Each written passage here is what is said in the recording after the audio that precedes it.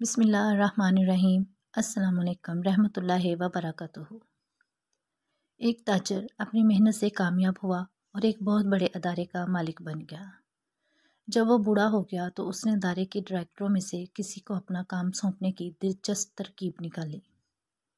उसने अदारे के तमाम डायरेक्टरों को इजलास तलब किया और कहा, मेरी सेहत मुझे ज़्यादा देर तक अपनी जिम्मेदारियां निभाने की इजाज़त नहीं देती, इसलिए मैं आप में से एक को अपनी जिम्मेदारियां सौंपना चाहता हूँ। मैं आप सबको एक एक बीज दूंगा। इसे बोने के 1 साल बाद आप इसकी सूरत हाल से मुतला करेंगे, जिसकी बुनियाद पर मैं अपनी जिम्मेदारियां सौंपने का फैसला करूँगा। कुछ अर्सा बाद सब डायरेक्टर अपने बीच से उगने वाले पौधों की तारीफ करने लगे, सिवाय ज़ैद के, जो परेशान था। वो खामोश रहता और अपनी हिफ़्फ़त को मिटाने के लिए मज़ीद मेहनत से दफ्तर का काम करता रहा। दरअसल ज़ैद ने नया गमला खरीद कर इसमें नई मिट्टी डालकर बेहतरीन खाद डाली थी और रोज़ाना पानी भी देता रहा था, मगर इसके बीज में से पौधा ना निकला।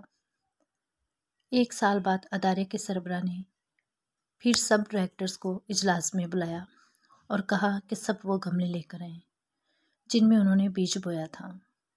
सब खूबसूरत पौधों वाले गमलों के साथ इजलास में पहुंचे, मगर ज़ैद, जिसका बीज उगा ही नहीं था, वो खाली हाथ ही इजलास में शामिल हुआ और अदारे के सरबराह से दूर वाली कुर्सी पर बैठ गया।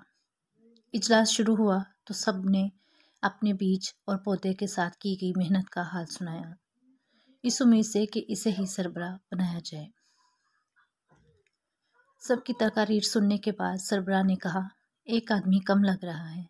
इस पर ज़ैद, जो एक और डायरेक्टर के पीछे छुपा बैठा था, खड़ा होकर सर झुकाए बोला, जनाब, मुझसे जो कुछ हो सका मैंने किया, मगर मेरे वाला बीज नहीं होगा। इस पर कुछ साथी हंसे और कुछ ने ज़ैद के साथ हमदर्दी का इजहार किया।